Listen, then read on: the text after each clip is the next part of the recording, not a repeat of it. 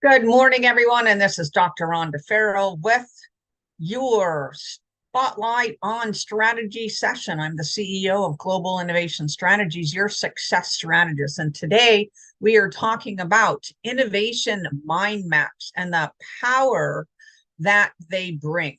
So you see the visual before you, and what we're going to be talking about through this discussion today.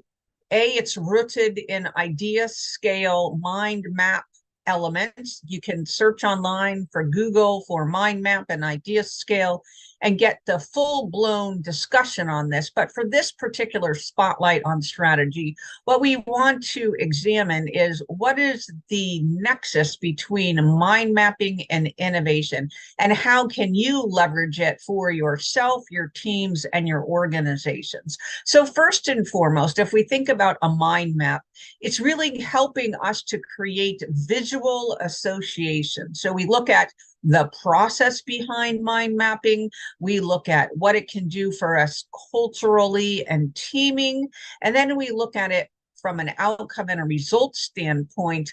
What can it enable us to achieve within our organizations? And so when we take this mind map and we apply it to the innovation space, for those types of leaders, executives, SMEs, practitioners that are visually driven, it helps us to create a frame of reference and a context that's easily digestible by our brain, so we can understand how the different components of the solution, the challenge, the way forward, whatever we're depicting in the mind map, is made visible so that we can then back align it to what we know about our strategic and mission and operational context. So again, the first thing it does is mind maps enable visual association. So when we talk about a light bulb going off for our team members, for our leaders, for our SMEs,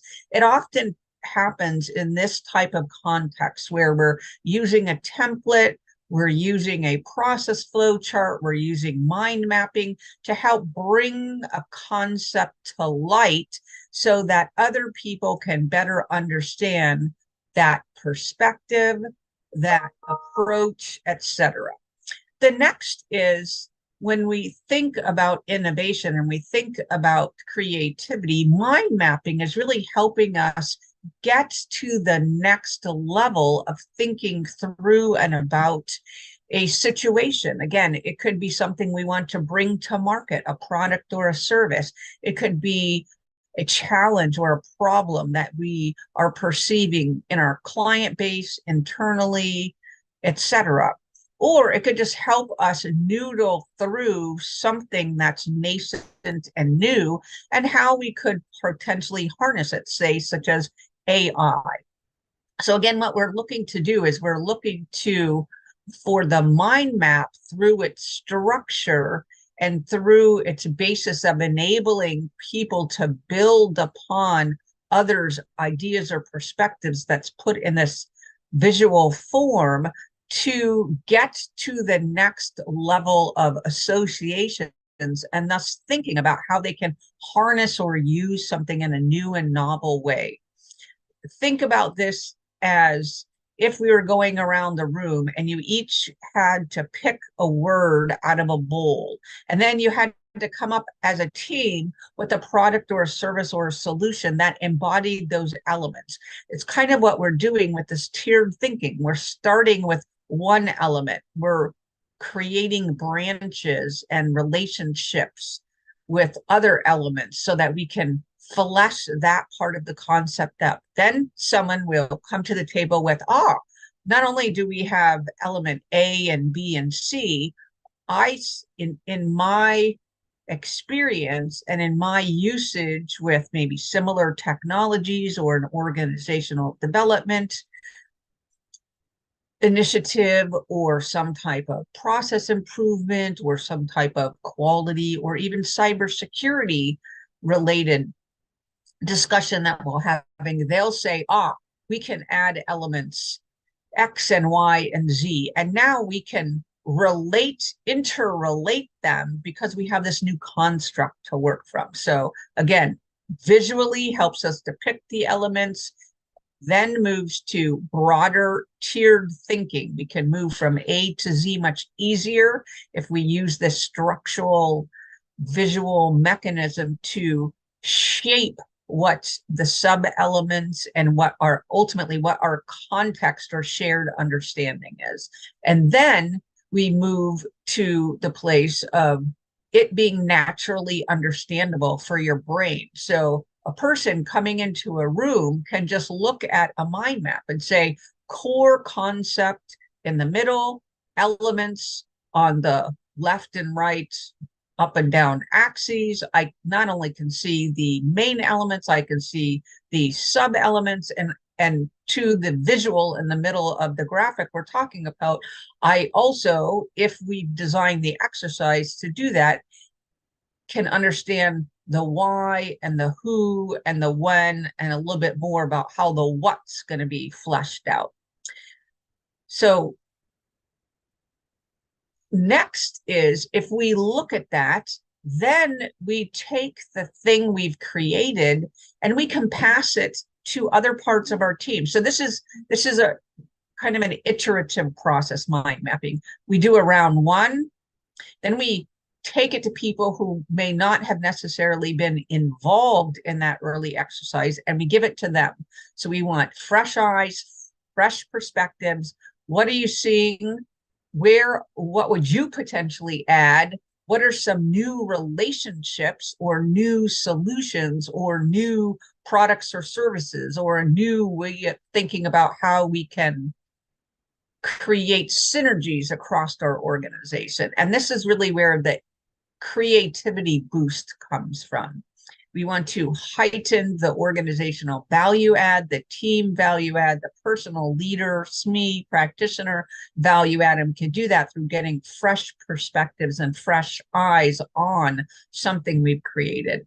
Then when we've done that round one, round two, then we bring it back for perhaps a round three. We may bring it back in mind map form, or we may bring it back in some type of solidified product, solution, organizational construct, process flow way for a round three. Why? Because we want to make sure that we're not tiring the brain from the exercises that we did in the past, and that we're giving them a new way to visualize the information that they've told us before. And it requires them to re-examine the thoughts and perspectives that they offered in round one. And so round three is typically the synergistic type of thing where the original participants are able to look at their work through fresh eyes and perhaps through fresh utilizations or uses of that information that the round two people offer. So it keeps us moving forward to heighten our understanding, to sharpen our context, to heighten and expand on our creativity. And then again, to the point about deriving a larger context, that round three can be inclusive of the round one and round two people, so that when we look at how we can derive value within the organization, we have an expanded strategic and mission space we can talk to, right? Oftentimes we look at it maybe a product or a service or a conundrum that we're facing, and we go through mind mapping and we go through this iterative process, but we never stopped to think, how could other various internal organizational units harness what we're talking about to create value add in their area? How can we work with our partners to create heightened value add? How can we work with our customers and our clients, right? So when we think about inclusive of the larger context, we're thinking about how can we not only expand internally, but lift and shift to other areas of our operational construct. The next thing is it helps us bust through creative blocks. So I think all of us are familiar with think outside the box. bust through our own thinking blocks. And this mind mapping and this round two, round three, round one, round two, round three iterative process using a mind map and perhaps some other visualization and collaboration methods really helps us break through the box, because it requires us to put in the parking lot, if you will, all the things we thought we knew about something, and open ourselves and the organization or the team that's doing up to new ways of doing things. So it's a requirement. We're breaking through our own creative and innovation blocks through harnessing not only the tools, but the processes, and facilitating the people part of it to get better outcomes that ultimately derive value, right? So actually, by harnessing these tools and by using this iterative process, not only can you build value, can really move the needle culturally for your organization, especially when you talk about bringing in a disparate thinking, parallel thinking, divergent thinking, etc. Right? So if we look at the funnel, we know we have to go wide and we have to go broad, and then we're going to narrow it down ultimately. But in those early rounds, we don't want narrowing too soon. So this is really a mechanism that we can harness to make sure we're inclusive, we're collaborating, we are upholding the folks that have the courage and the bravery to think about something in a new way, and then honor that and continue that creative and innovation process going forward. So it's a phenomenal way, again, to shift and pivot from we've not been there, we've not broken through our box, we are not used to thinking this way, to move them through that without them even realizing sometimes the cultural enablers that are being gained through harnessing these tools and processes. The next thing is, again, as I was talking about earlier, aha moments can come early through the structure and the visualization of the context, but oftentimes it takes that round one, round two, round three reshaping of the visualization form for us to create new and instant relationships. And oftentimes this is where the big light bulb, we call it the big light bulbs, go off, because then they have the history. They know where they started. They know what round two added. They know what that higher level context and that higher level opportunity now looks like from round three. And then they can move, we didn't see X, we didn't see Y, we didn't see Z, we didn't see that there was a gap there, we didn't see there was a need there, we didn't see that's something that's unfulfilled, right? A need that's unfulfilled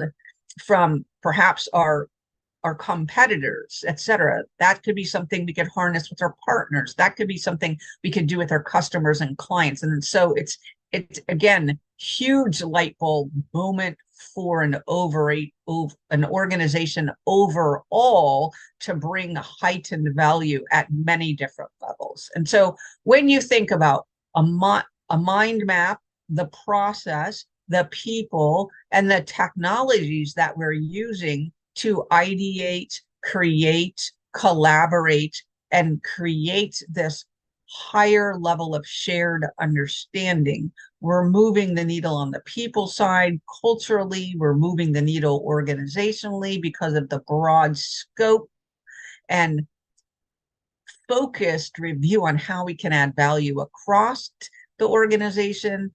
And from a technological and process standpoint, we're heightening, we're maturing, we're creating extra additional community fabric and a basis for further innovation going forward. So it enables future state, better innovation outcomes, heightens our creativity, gives us value add, gives us a launching pad to move forward for products and or services. And oh, by the way, you get these wonderful cultural byproduct outcomes and results that you can then use to leapfrog further successes. So again, I hope this session on innovation mind mapping has served you. Again, Google idea scale and innovation mind mapping. You'll find the blog that this was based on, but we wish you an innovation filled and fueled day. Again, this is Dr. Rhonda, the CEO